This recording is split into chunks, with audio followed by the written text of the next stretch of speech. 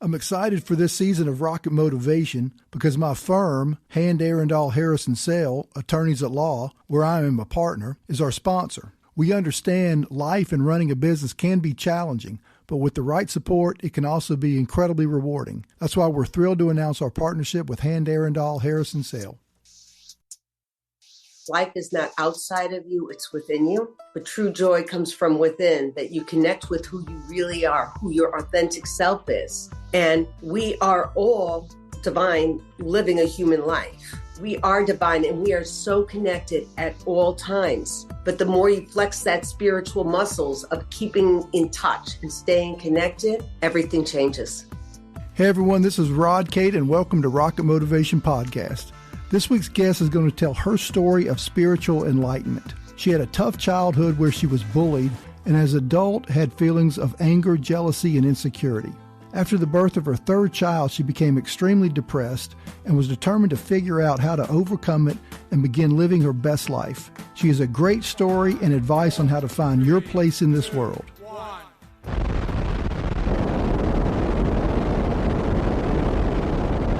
Theresa Contaxis, welcome to Rocket Motivation Podcast. Thank you for having me. It's a pleasure being here with you. Okay, well, Theresa, let's do this. Kind of tell us where you are now in your life, you know, family, what you do, where you live, kind of catches the listeners up. Okay, I live in Connecticut. I'm married with 3 kids, all married, 2 grandchildren. I am in a very happy place in my life through my growth spiritually. And it's been a long journey and it keeps going and just keep improving. Well, all right. That's all I want is more of source, more of divine, more of God, more of the universe, whatever you want to call it. All right. Well, let's go back. All right. Let's go back to your childhood and kind of take us through what you experienced growing up, kind of through high school and how that time frame kind of shaped your personality. Well, growing up in the house I lived in, I had issues with one of my brothers and it was pretty bad. So I never felt safe at home. I had my father, I adored him, but he worked a lot. So he didn't see stuff that was going on at home. And there was 3 of us. And I think my mom was overwhelmed. She was one of 14 kids, then thrust with the marriage and then 3 kids of her own. I just don't think she really had a chance to truly grow up herself. So I felt isolated. I did have cousins who lived right next door that was part of my family, which was wonderful. But I felt very alone. But I think that's true for a lot of people, feeling alone. And then you just think you're the only one who feels alone, but you're not, because I think there's not a person in this world who has never not felt alone at some point in their life. But if nobody talks to you about it, you don't know. Right. And then kind of take us to high school, kind of how that whole experience was. Well, high school, it wasn't that it was terrible as much as it was, I sort of was a chameleon and had different hats. I belonged. You named the group, I was part of it, except I didn't work on cars, but I fit in everywhere. I was a little bit of a sports person. I was a little bit, with people smoking pot. I was across the board and I was liked, but I was not totally trusted in any one group, but I never liked belonging totally to one place. I always liked to move around. So not realizing it, I actually put myself in the spot where it even made me feel lonelier because I didn't feel totally accepted anywhere. Right. Yeah. All right. So then you go to college, you meet your husband, you have your kids. Kind of take us through that time of your life. Well, we got married and we had 3 kids in 3 years. And I think I didn't know it at the time, but I think I probably had postpartum. I did all the work and I went through the motions and I enjoyed my kids and stuff, but there was always something lacking. That's the best way to put it. I knew I was missing something and I've always been one of these people that there's more. There's got to be more. And it was always driving me like, what am I missing? What am I missing? And, and then I did something like Einstein says, do the same thing over and over again. That's the definition of stupidity. Well, I was stupid because I was like, okay, I think it's going to be better if I get a new car. That's going to make me better. That's going to make me happier. And you go out and you get it, and then you find out you have to pay the bills, and like you get on a high for 3 or 4 days, but then something's still missing. Something is missing. And I would try to find out what it was that was missing. And finally, one of my father's friends said to me, and I was pretty much agnostic at the time, why don't you go on an Emmaus retreat? And I went, what, tell me what it's about. He goes, oh, you'll love it. And I'm always open for something, to try something. So I thought, hey, it's just the weekend, I'll go. And I went. And while I was there, I felt like deep love, really deep. It was something like I'd never felt before. And it was so powerful that I thought, wow, if I could share this with every person just for a second, it'll change your life, because it certainly changed mine. What do you think it was? I mean, I know the love, but I guess why was it then all of a sudden you felt like you needed to share it? Because it was something I couldn't even explain, that love. I had never felt anything like it before. Okay, the people were sharing themselves with me, and I was sharing myself with them, and it opened a door. But then at one point, I just felt surrounded by so much love that it was incredible. And I had never felt that before. And it just makes you go, that's when I really started saying, I want more. Whatever this is, I want more of it. Okay. And I know, and so tell us about that. Tell us about the more that you were seeking, because I know, Emmaus that's a Christian, the Emmaus walk that's based on, or from the Christianity, but you didn't stop there. Tell us about kind of your journey on, I guess, spiritual enlightenment, may be the best way to say it. I don't know, but you explain it. I'm going to take one step back. The reason I went on the retreat is I had an experience right before. I went in, at that time I was a smoker, and I wanted to quit so bad, and I would quit and start and quit and start and quit and start. And it was just, I just wanted it done. So I went to a hypnotist to learn hypnotize myself. And while I was sitting there, I had my eyes closed, and he's talking to me as we're doing this. But all of a sudden, I saw, this is with my eyes closed, I saw a window and a bright light coming through the window. And then through that, a dove came and landed on my shoulder. And I felt such peace. And I wanted it more. And I went, okay, here's the deal. If this is real, this same thing has to happen again. And then I'll start searching. And 3 weeks later, it happened again. And that's when the person told me, go on an Emmaus retreat. It'll help you. Gotcha. Okay. So from there, I became Catholic because that's what I grew up with, and I didn't know what else to do. And I met my first mystical teacher, who was a nun, and she used to say wonderful lines like she would say, read everything, read all the religions, and all religions have truth, and eat the meat and throw out the fat. Take in what you need to take in and get rid of the other stuff. So she introduced me to lots of different things. I would walk around with her and take her places, and she would go to one place to visit her good Muslim friend and go somewhere else to meet her good Jewish friend.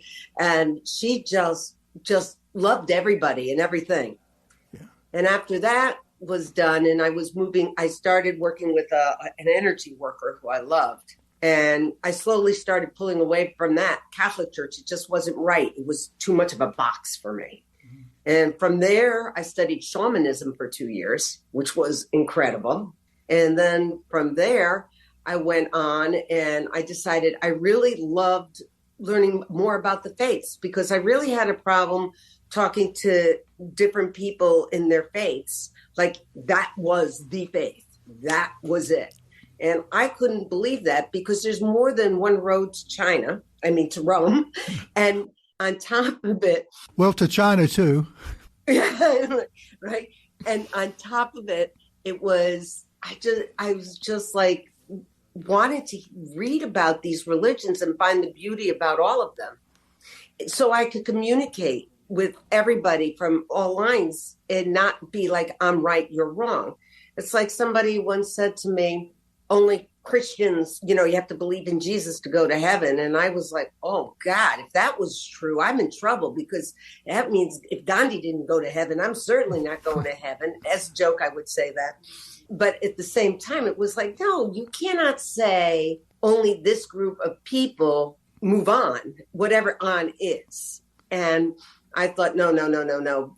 That is a good way for more wars, is when you have to say mine is right and think about all the wars from religion. Yeah. So I became a reverend after 2 years, study. And a reverend in what? What faith or what? All faiths. All faiths.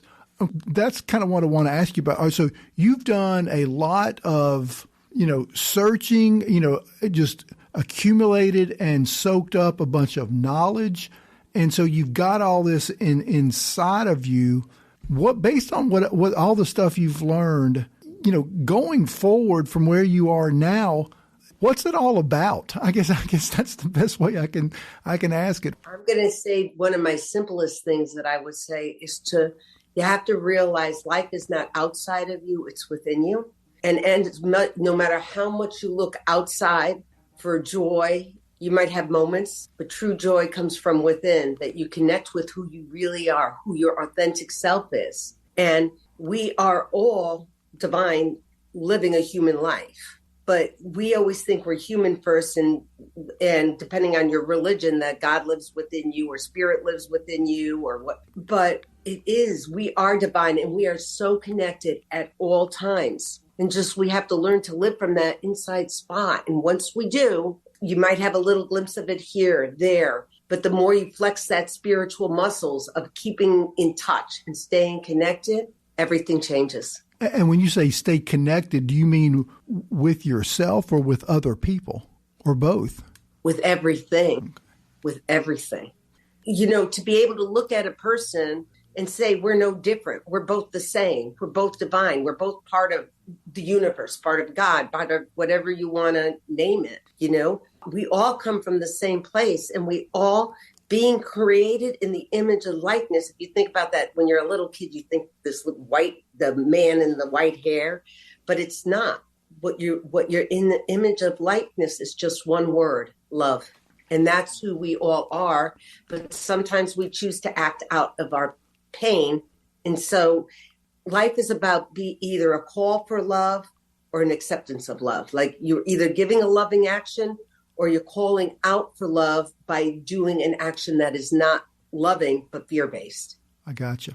Now, when life gets tough, like say storms are looming on the horizon of life, what do you do to change course? Well, first of all, remember above the clouds is always the sun, and the sun is always shining bright no matter where you are. And sometimes for me, I change course pretty quickly, and changing course is, some people go, oh gosh, I sinned. I would rather say I need to take another look because I wasn't living my true self, who I truly am. Time to take another look, put on a different pair of glasses and take a look at it. You're caught up in the storm. For me, I try to breathe, and sometimes it works. Sometimes I can get so centered, and no matter what I'm in, can feel grounded. And other times I just I call my ego Screaming Mimi, and Screaming Mimi's cousin is Drama Queen. Well, there's a lot of times Drama Queen is living pretty well in this household of my body.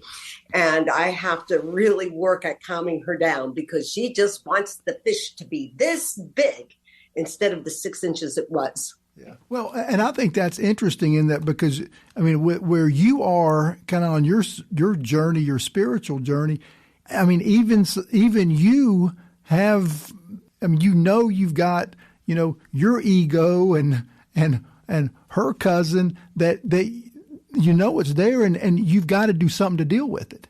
And she's also got another cousin that's calling, whining, winning. She shows up quite often too. Yeah. I want another one. Yeah. Well, so I guess then it's that as long as, I guess the first part about that is you got to accept or acknowledge that you have those parts to you before you can do something to either change them or not let them control you. I think you have to not only accept them, you have to love them. It's like little children. The more you try to fight and say, I'm not going to let this be part of me. It is part of us. We all have our egos. We're all dealing with them. And there are days you go, wow, this has been a great day. And then there's days you look back on your day because review is really good, but you can't kick yourself. You just accept it and go, okay, tomorrow I'm going to try a little better. I know I responded in this way to this person, and it wasn't loving. Yeah. Well, how do you confront, when you have negative emotions or feelings, anger, jealousy, fear, shame, how do you confront those negative emotions and try to turn it around? Well, first you accept them and instead of trying to hide from them. Going into the depths of our darkness, which I think in my eyes, our egos is depths of where all these things reside. We want to push them down because we feel so much shame about some of the stuff we feel. We don't want to know. We know they're there, but we don't want to know. So we push it down and push it down. And that causes all sorts of other problems. And everybody has them, but it comes out differently, whether it's alcohol, food, working, you name it. Some people over exercise. They exercise 4 or 5 hours a day because they want to keep their body image or what. But that's all their wounds operating. But I know for me, one of the things I've recently been committing myself to, because that's a big thing, is you might have the desire to change, but that intention has to be set every day. And my newest intention is just every day, even if I only have 10, 15 minutes to sit in quiet and just go get ready for the day in silence and just allow to be poured into me, whatever it is. And I can imagine it like if I want to, but to the point I feel it. But imagine that being the love pouring into me so I could go out in the world and give it to everybody else, whether it be a smile. People think they have to do big things. They don't have to do big things. They could do little things. You ever smiled at somebody in a grocery store and you just know you touched them somehow, or they smiled at you and you touched them, or they even teach you. I was in a grocery store one time and this kid was packing my food. He was different. He was slow. I don't know what the proper term is for it now, and of course your ego can he was packing my, putting some of those things on the bottom of the bag that shouldn't have been at the bottom of the bag. And inside of me, I'm like, rah, rah, rah, rah, rah, rah. And then all of a sudden he's packed it and he goes, it's pouring rain out. And he goes, I'll bring all the food out to the car for you and put it in your car for you. Do you want me to do that for you? And I thought, what love. Yeah. And that was a teaching moment for me. Yeah.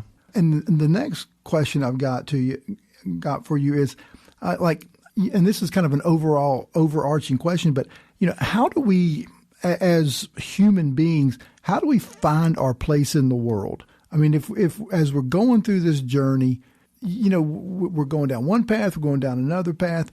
How can we find the path that we need to be on? Well, maybe you're on the path that you need to be on, even when it doesn't feel like it. Think about this. Think about somebody, Billy Graham, right? Mm-hmm. His son, when he left the house, he was a rebel. He went down a dark path and went down that hill. But it was the right way for him to go, because when he realized he ran out of all his avenues, he came back totally transformed. The prodigal son. Yeah. What's the best advice that you can give, to say there's listeners out there who are struggling or going through some bad times and are facing adversity that they're trying to overcome? What advice would you give them to help them, overcome that, get over the adversity or get past what they're struggling with?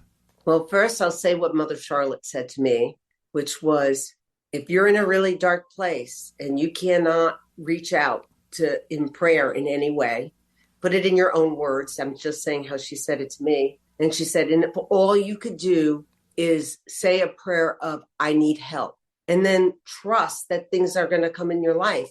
And it's really hard when it's really dark. But somebody else once told me that when you get pushed far enough against the wall, the only thing you can do is turn around and see the light. And when you turn around to see the light, is different for everybody. Some people have to go, like we talked about, really dark places before they go, there's got to be a better way. I always knew there had to be more. I was lucky that way, even though I was still going downhill in some aspects. I always knew there had to be more, because I thought life should be joyous, not humdrum and just movements. I just felt life needed to be joy. Yeah. Well, and that leads me into my next question, which you may just have already answered, but what should we want out of life? You just said, life should be full of joy. I mean, but is that enough? Is joy enough? I mean, what are your thoughts on that? If you lived a joy-filled life, joy in the sense of, I went to my father's funeral, and like I said, I was very close to him, and I was filled with such peace. And that was not my peace. It was a peace I could not explain. It just went into my heart. And I was able to talk to other people who were having troubles with it. And I was told I was fine. It was a gift. But life, joy is so much. That's abundance. When you feel connected to everything, when you go out and watch a sunset and don't go, oh, look, the sunset, but go, wow, look at that sunset. And almost like a child, like it's just for you. Yeah. I mean, the way I've seen it, or the way I look at it, is that you've got to marvel at life. Just the little things in life, is as long as you marvel that, it's really amazing, this life that we get, and we're very fortunate to get it. And I think that, that's the way I think I find my joy in life, is that, I've got my job. I'm a lawyer. I have my family. I have everything going on. But it's just the little things that you see. It's like, we've got a bird feeder in the back. And when the cardinals come in and feed, you're watching these birds, and it's just like small, or a hummingbird comes up. Just the small things to marvel at. To me, that's kind of what makes it. It does. And, if you asked what one thing that can help possibly for people who are in a really bad spot, has to do with that. Now, people do it in different ways. So whether you need nature or however you need it. But I know one thing I do when I'm not in a good place is I start gratitude and really just keep stretching it, because it's not only grateful for your families. If you start think about it, you have to be grateful for the farmers, and you got to be grateful for the seeds that the farmers plant. And you have to be grateful for everybody who came up with any ideas for the machineries to help that food get to where it's going so that you're getting it. So in other words, anybody throughout history who made the wheel, who made the engine, who made this, who made that, all those people are involved with why you're living the life you're living today. Right. And it sounds like what you're saying too is that it's all connected. It's all connected. Yep. All right. Tell us about your book. You wrote a book, The Littlest Sailboat, A Journey of the Soul. Tell us kind of what's it all about and why did you write it? Well, I wrote it as my final paper for school when I was graduating, was where it started. But what it is about anybody's life, it's really not, but it is autobiography in many ways. That's why it was easy to write. It's about being in that, growing up as a little kid and thinking it's about things and stuff. And then you start going, what's it all about, Alfie? And that change and the movement towards finding a deeper relationship with life. And it's what we all go through, but we all go through it in different ways. What my pain is pain. Your pain is pain. How we have it is different, but we're still searching. We're all searching for the same thing, love. And that love is within each and every one of us. And if somebody wants to get your book, what's the best way they can do it? Well, there's a couple of ways. Amazon has it. I think they might be out right now. But IP Books, it's a publishing company.